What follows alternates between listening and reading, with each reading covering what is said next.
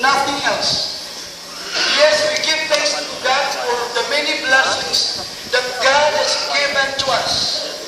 But the Bible declares as well that how can you give thanks to me?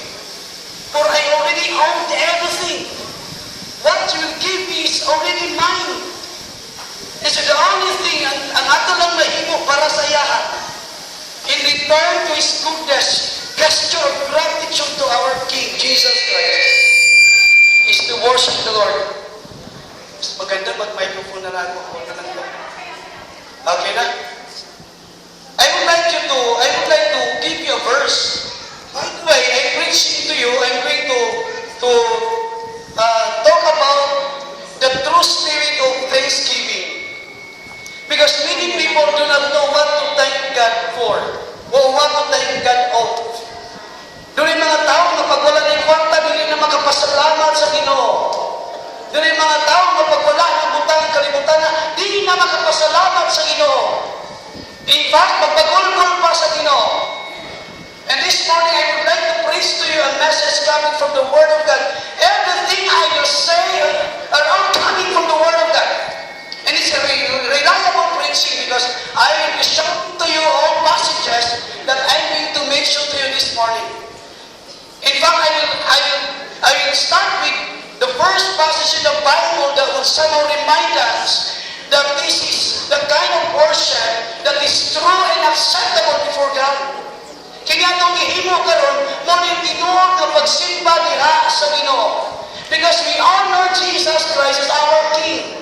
We honor Him, the one who died for our sin, and is now glorified and is seated with God in His throne of grace. We will start Philippians chapter 2 verse, okay, wala yan dyan sa Philippians chapter 2 verse 9. Look at this passage. I want you to be reminded, I want you to see this passage to understand who should be the author, who should be the subject, and also who should be the recipient of our worship. Kaysa ba dapat ng atong simbahan? Therefore, God exalted Him to the highest place and gave Him the name that is above every name. That, tuloy sa'yo.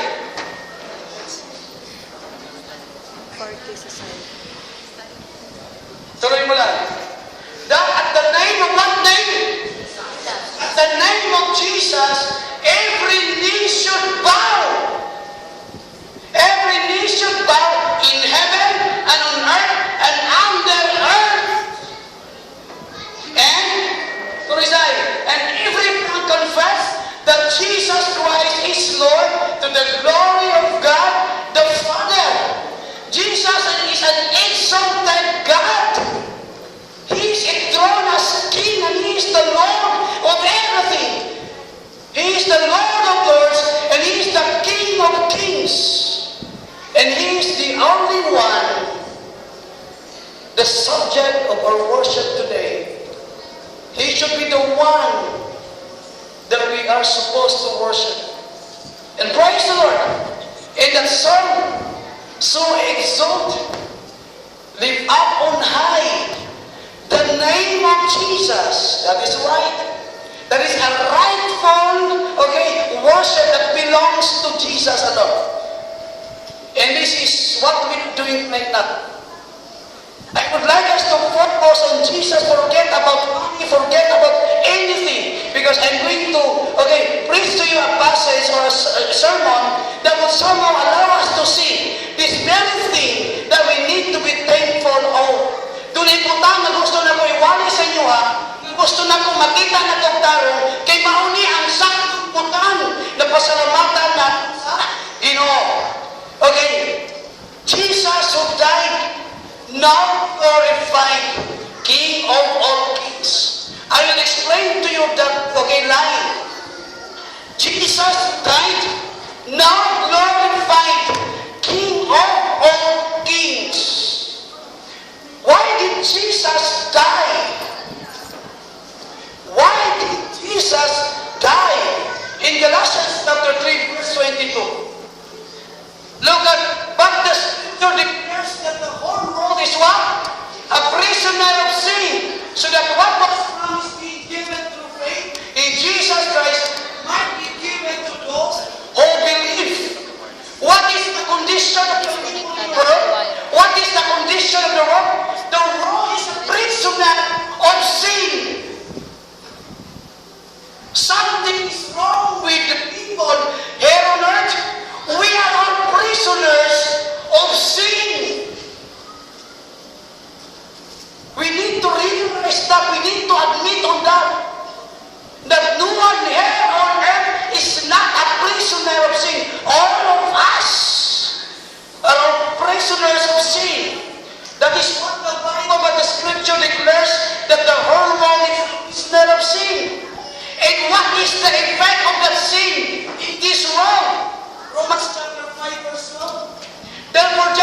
sin entered the world through one man, death through sin, and in this way, death came to all men, because all sin.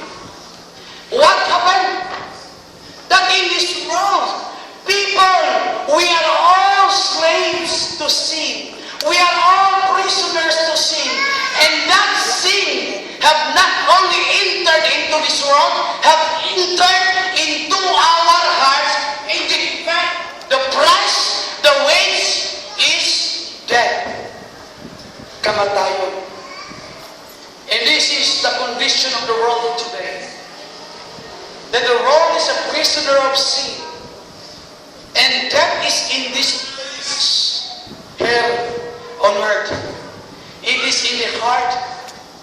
That is why ang tao mangarap na lang, Lord, unta, di na lang kumamatay. Hanggang pangarap na lang. Why? Because the truth is that the Bible is very clear that all of us have sinned. And what happened? What happened? Look at this verse. What is that verse 5? Okay, John 6:23. For the wages of sin is what? Death. But the gift of God is eternal life in Christ Jesus our Lord. Now, because of Satan, because of the entrance of sin, because of the eruption of death in the hearts of men, what happened? It becomes what? A hopeless experience for everyone. Wala na'y paglawma to kinabuhi without a Savior. Why?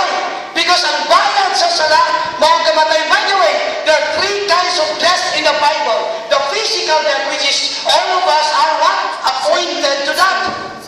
It is in Hebrews chapter 9, 9:27, that everyone is destined to die once, and after such, we will face judgment. Mamatanda ka sa lang, pagkatapos harap tayo sa hukom ng ating Panginoon. That is the price of sin. The wages of sin is death. Physical death, spiritual death, and eternal death in hell. These three kinds of death, the physical, the spiritual, and the eternal. I will give you the spiritual, Ephesians chapter 2, verse 1. Kunti lang, wish na kamay. Ephesians chapter 2, verse 1. As for you, you were dead in your transgressions and sins. Who are these people? People who are alive. And yet Saint Paul was addressing these people as dead people because of their transgressions and sins. Ang tao, kay tumihinga ka, kung may kasalanan ka, walang kapatawaran sa puso mo, ibig sabihin, patay ka na spiritually. 3:23, Romans. Ay, gabay lang. Balikan ko lang yung 3:23. For all have what? For all have sinned and come short of the glory of God. Now, my question kanina, why did Jesus die? Because of the condition of the world. That all of us are what? Prisoners of sin. And the effect of that sin is death. Now and then people are dying day by day. Now, that is physical. How about the eternal death? That is eternal separation from the presence of God. Let's look at what the Bible said about it. What Jesus said, very familiar. John 3:16. John 3:16. For God so loved the world that He gave His one and only. Please, huwag na tayong mag-isip na may iba pang dumating sa mundo. May iba pang binigay ang Panginoon, because many religions today believe that their founder is the one given by God Himself from above. The Bible said it's a monogenes, okay? For God so loved the world that He gave His one and only Son, that whoever believes in Him shall not perish, but have eternal life. Wow! That everyone who believes in Him, that Jesus Christ has eternal life. Let's remember that Jesus Christ is coming from above. He is is coming, and this is Christmas. We welcome the most, okay, but one close and joyful celebration in a year. What is that? The celebration of the birth of Jesus Christ. All have sinned. We are all prisoners. There is no hope. Why? Because ang bayad sa sala, mawang kamantayon. But the question is that, what will God, okay, ano po atong sa Ginoo para ito ang problema? What is the solution of the problem? Now let's visit God in the Bible. In Isaiah chapter 43 verse 11 says, even I am the Lord, and apart from me there is no Savior. It's God, the God Spirit. The God Spirit. This God is the God telling the people of Israel, I am the only God, and apart from me, nobody else as Savior for you. I am the only Savior. But this is a Spirit God. This is a Spirit God. Hinahanap ng tao yung Diyos na pwedeng magligtas sa sitwasyon, sa kondisyon ng sanglibutan. Even I am the Lord, and apart from me, there is no Savior. Look at the word Lord, and look at the word Savior. What happened with Christmas? In Luke chapter 2, verse 11. Today, in the town of what? In the town of David, a Savior has been born. Anong ipinanganak? A Savior. God the Spirit said, I am the only Savior. But in this text passage, a Savior has been born to you. He is what? Christ, the Lord. I the Lord. I am the only Savior. Apart from me, there is no other else. That the Spirit was born in the person of Jesus Christ. And praise God. 1 Timothy chapter 1 verse 15. Here is a trustworthy. Pwede niyo po mabasa. Okay, go. Here is a trustworthy saying that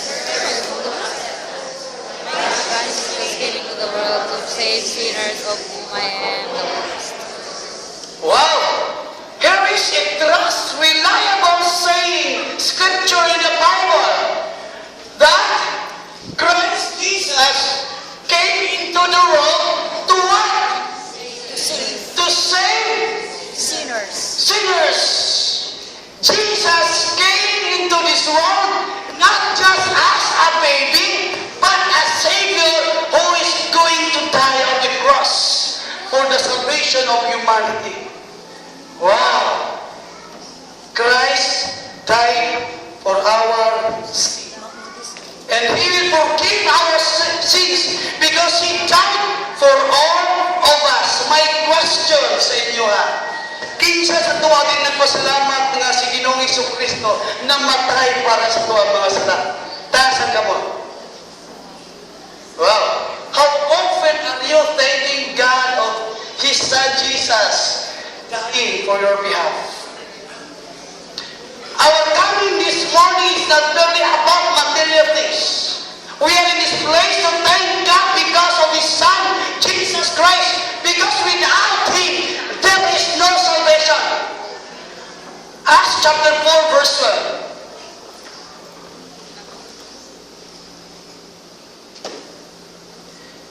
Oh, 4:12.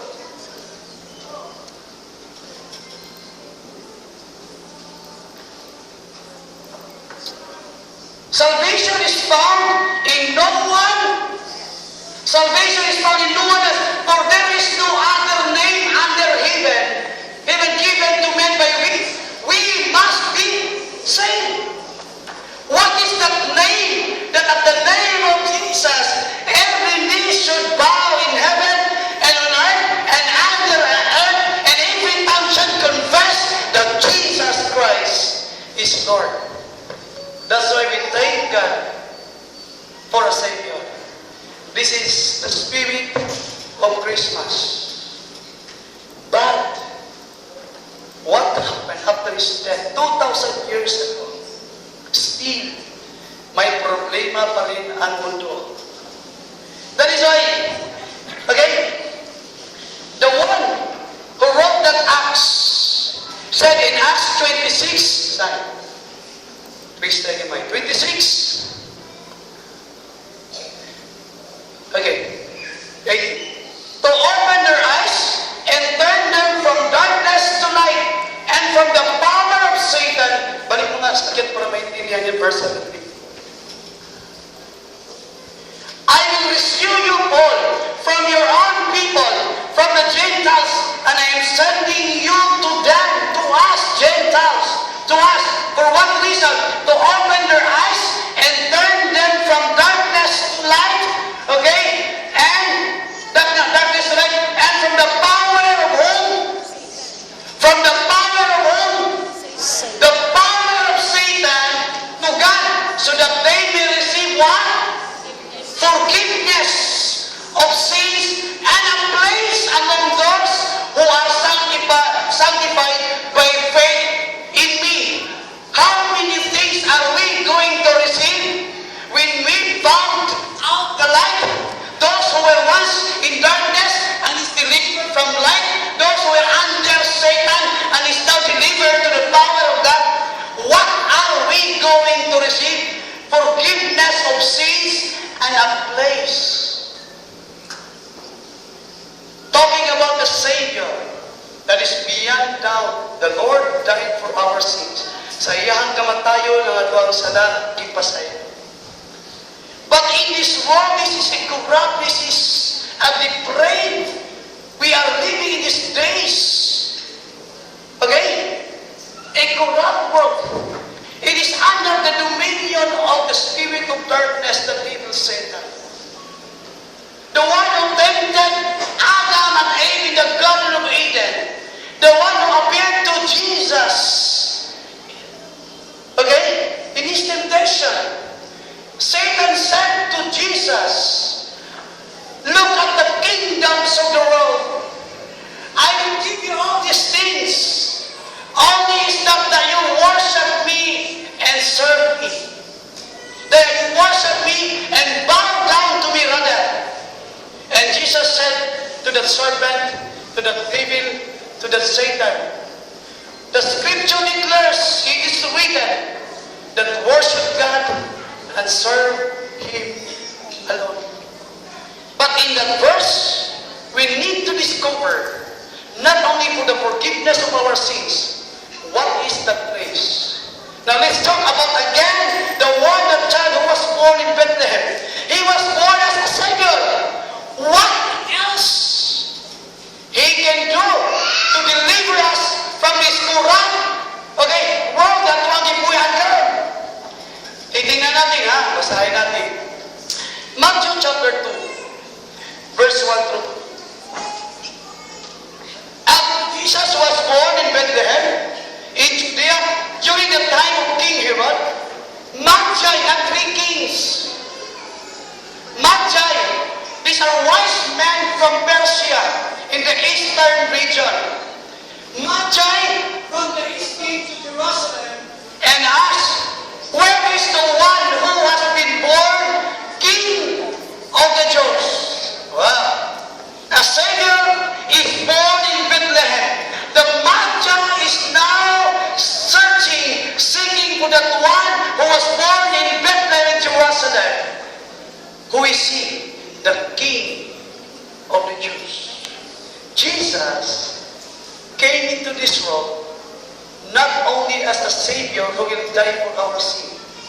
He came in this world as a King to bring us into His place in His kingdom. Nakuha ba na to? Balik ko lang.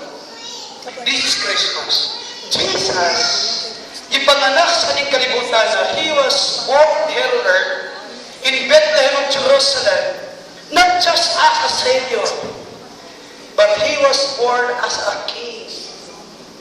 If Jesus is a King, we must have a kingdom. Let's look at what kind of kingdom. Luke chapter 1 verse. But the angel said to her, do not be afraid. We have found favor with God. You will be with a child and I give birth to a son. And you are to give him the name what? Jesus. He will be great and will be called the Son of Lord, the Son of the Lord. The Lord will give him the throne of his father David, and he will reign over the house of Jacob forever. His kingdom, what? His kingdom will never end. That Jesus who is going to be born is going to save the world and is going to bring us into that kingdom that is without end. The world shall pass away. We are just pilgrims of this world because everything will pass away. What we need is a place, not just salvation, but a place to live forever and ever. Who can give that to us? Only the King with an eternal kingdom. The question is that, where is that place? 6:33 Matthew, side. Kristo, sabi ni Jesus, but seek first what? His kingdom and His righteousness, and all these things will be given to you as well. Pag mahanap mo yung kaharian, ang kanyang kabanalan, lahat na hihingiin mo, mapasayo. Wow, ang ganda. But he has to seek the kingdom. But where is that kingdom? Marami naghahanap, marami nag-aantay, nandoon na ang Savior, wala pa ang King. Problema yan. Dahil hindi nila naintindihan na yung ipinanganak, Savior, King yun. He is a King who is a Savior of the world with a kingdom that is eternal. Nagka-problema siya, kaya Luke chapter 17 verse 20. 17. Luke chapter 17, 20.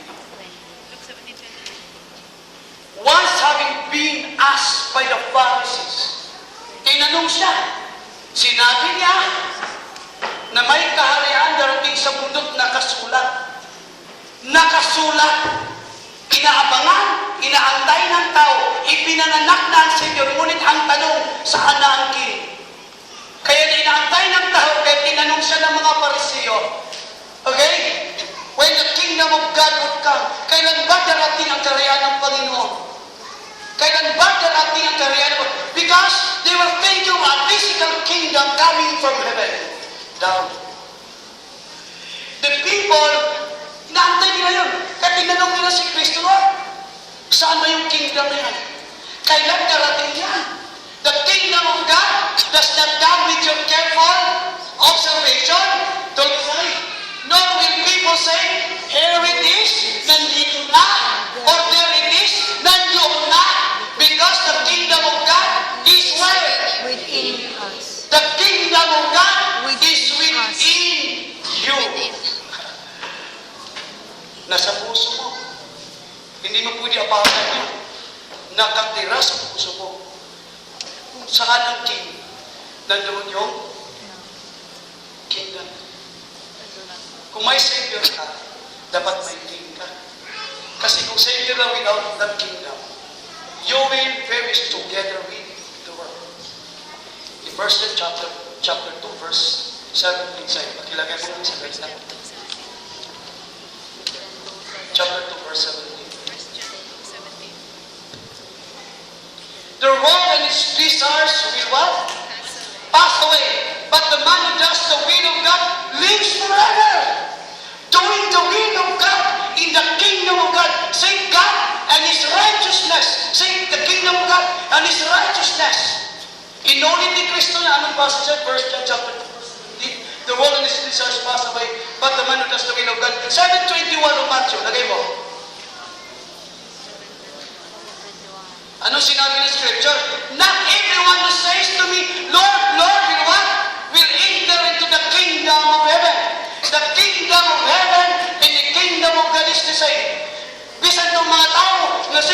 Ginoo, di gyapon makasulod sa gingarihan sa Ginoo. Kawas if they are the doers of the will of God. Okay? Only those does the will of the Father who is where? In heaven. Kaya inabalan ng mga tao, Lord, saan yung kingdom? Kailan narating yan? Okay? Ayaw naman niwala kay Kristo na Savior. Because the truth, what is prophesied in the Bible is not only a Savior, but also a King.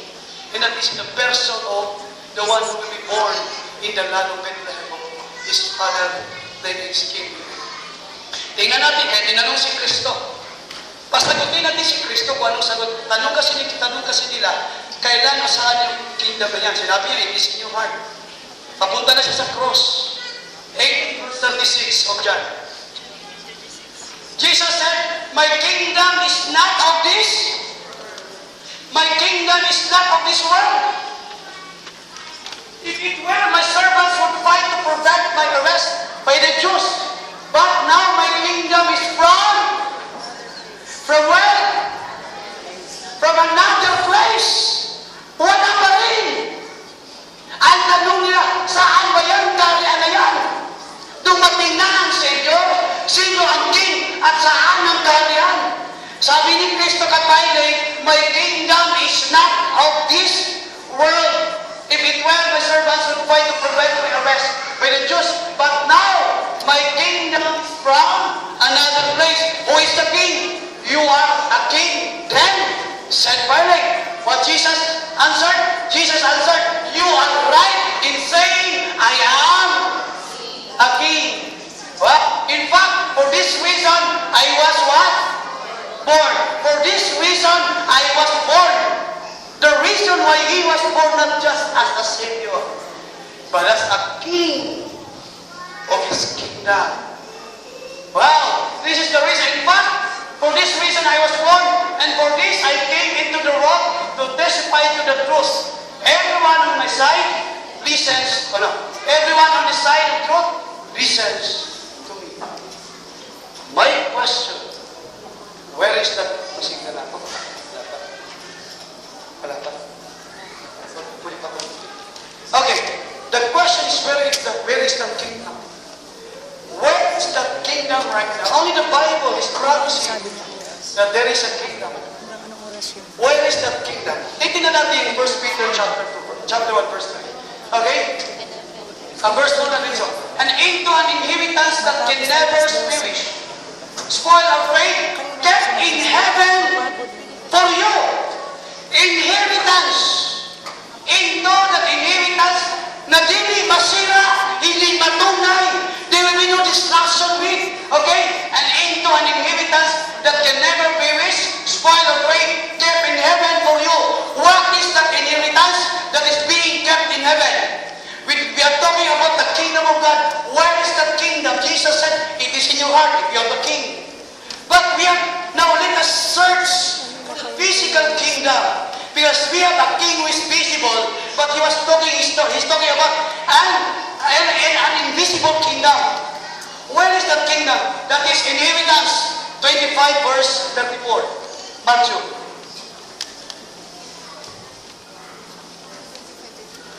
Inheritance that can never perish. Then the king will say to those on his right. Sino nang sasalita? King. Then the king will say to those on his right, come, you who are blessed by my Father. Come, you who are blessed by my Father. Take your inheritance. What is the inheritance? The kingdom. What is being kept in heaven? Something that is eternal. Something that is eternal that is kept in heaven. Wow! The king said, who is the king in that verse? Who is the king? Come, you are blessed by my Father. Who is the king? Jesus Christ. Jesus Christ is the king. I will explain to you. And take your inheritance, the kingdom prepared for you. Patapos na to. Para hindi kayo magutom. Ano oras na ba? 10:40. Pwede pa. Ilang minuto? Kasi pwede ako mag-preach sa buong araw. Tuloy natin. Inheritance that is kept in heaven, reserved for those who are blessed by His Father, the Father of Jesus Christ. Wow! Kailangan mapasa atin yan. Mapunta sa atin yan. Dahil kaharian yan na eternal. O, titingnan natin. Nag-decree na lang ang tao. Colossians chapter 3, verse 24. Okay? Since you know that you will receive an inheritance from the Lord as a what? Please, look at the verse. We have the word reward. Since you know that you will receive an inheritance from the Lord as a reward, it is the Lord Christ you are serving. Why are we serving Jesus? Because we are going to receive an inheritance that is kept in heaven. Nakatago sa langit. Ang tanong, kailan natin matanggap yan? Binasa natin kanina in 25 verse 34 that the King said in the end time when Christ comes, look at 22 verse 12, Revelation. Behold, what? I am coming soon. My reward is with me, and I will give to everyone according to what he has done. Wow! Babalik ang Panginoon. Babalik si Kristo. Yung namatay sa cross, yung naibago, yung naghihirap, yung naibago, yung namatay at ilibing. 3 days after, He rose the buhay, umakyat sa langit. Sabi ni Kristo, babalik ako. Pagbalik ni Kristo, dala-dala niya yung reward. Wow! What is that? The kingdom of God. 14 verse 1 through 4. John. Do not let your hearts be troubled. Trust in God. Trust also in me. In my Father's house are many rooms. If it were not so, I would have told you. I am going there to what? Prepare a what? Place. Prepare a place for you. And if I go and prepare a place for you, I will come back and take you to be with me, that you also may be where I am. You know the way to the place where I am going. Sabi niya, akit ako sa aking ama, sa tirahan ng aking ama, marami namang patulugan. Okay, my Father's house are many rooms for mansion. I am going there to prepare a place.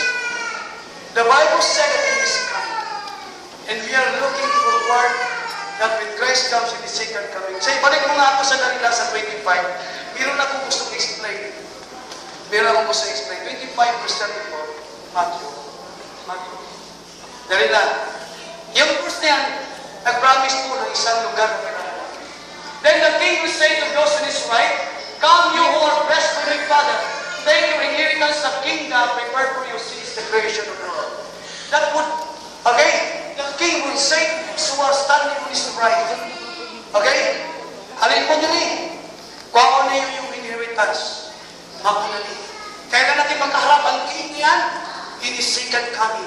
The Bible said in 22 verse 12 that He is coming already.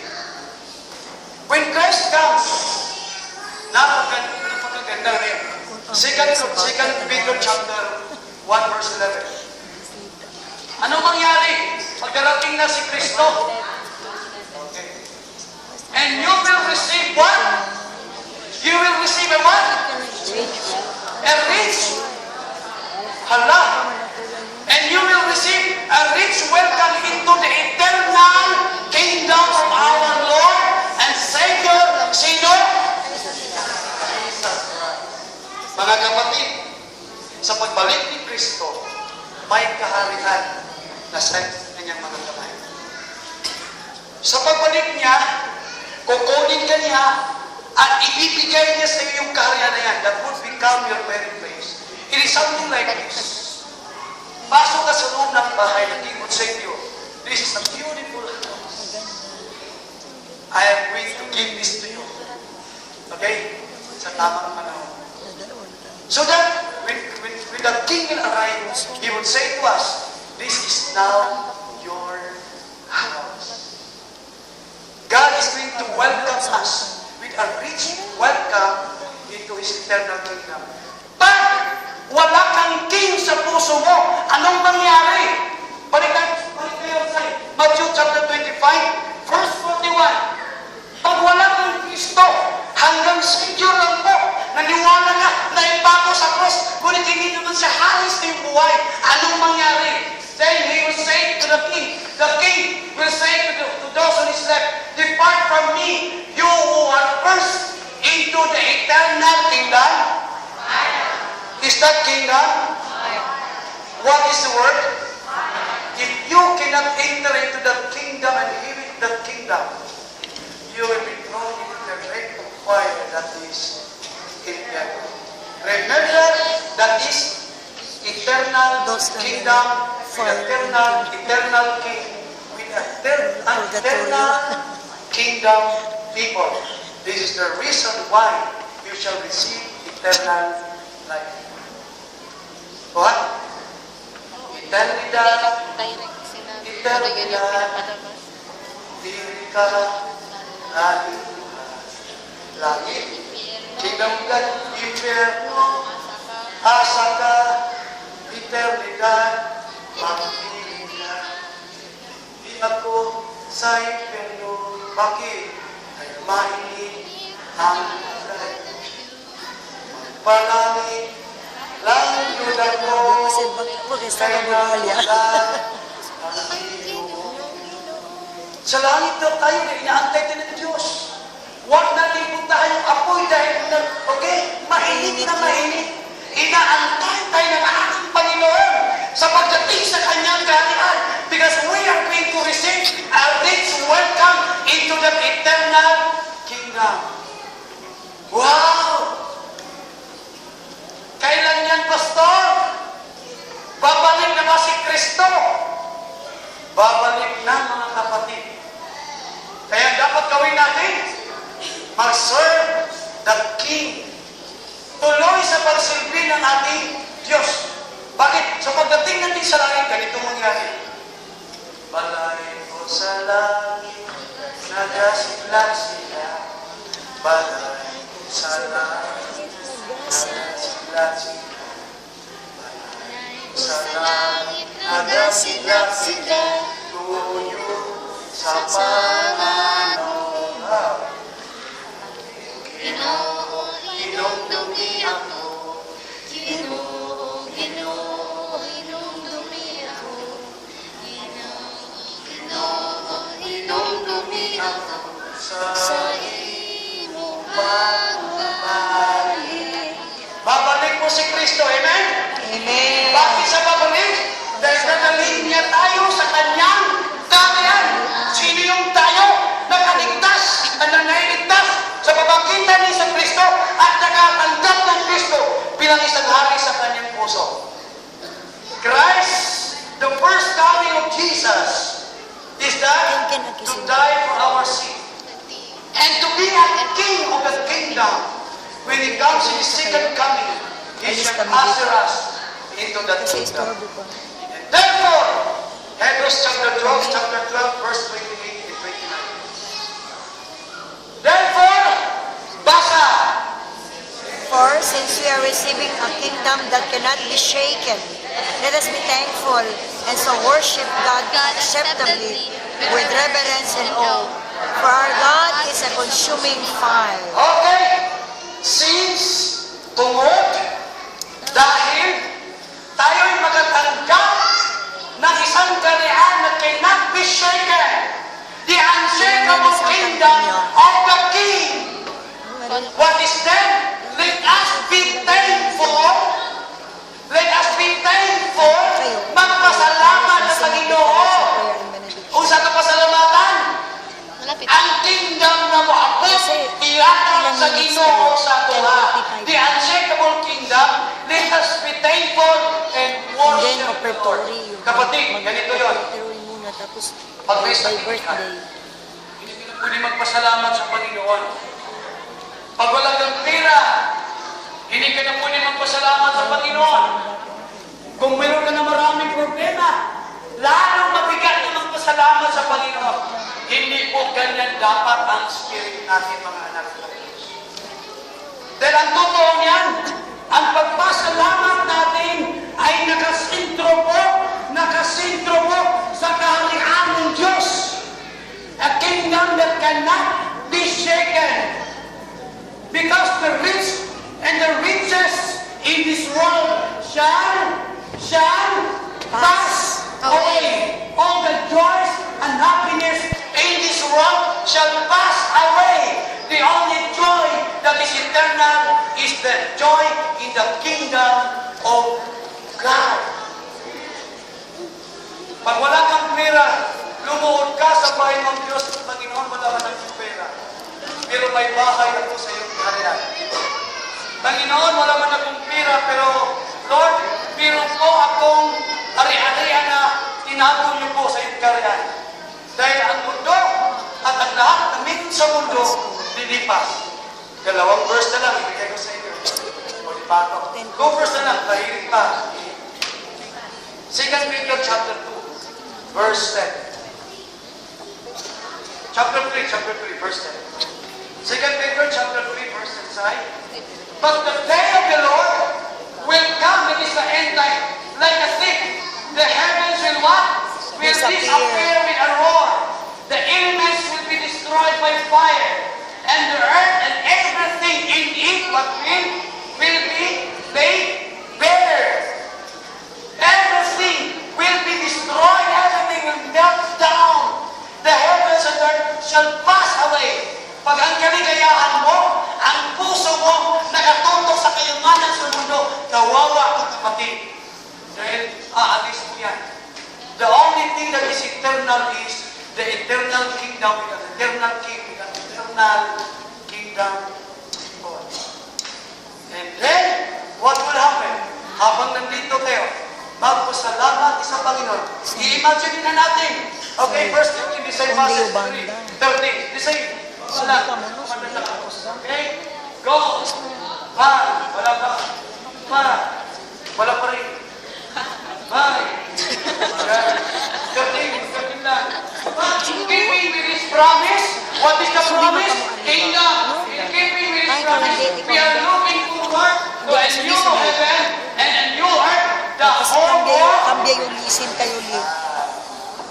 Take first the kingdom of God, His righteousness, and all these things shall be added. Kapatid, ikaw man, bagay na sa mundo, lilipas. Pero kung may hari ka sa iyong puso, may kaligtasan ka, may Diyos ka na Kristo, na mayroong kaharian, na sa pagdating sa kanyang muling pagbalik ni sa kanyang dadating sa iyo sa kaharian niya. Para forever and ever, we will be with God. Therefore, we can sing, Jesus, who died, thou glorified, King of all kings, so exalted, up on high, the name of Jesus, magnified, come glorified, Christ Jesus the King, majesty, worship His majesty. Kaya ba? Jesus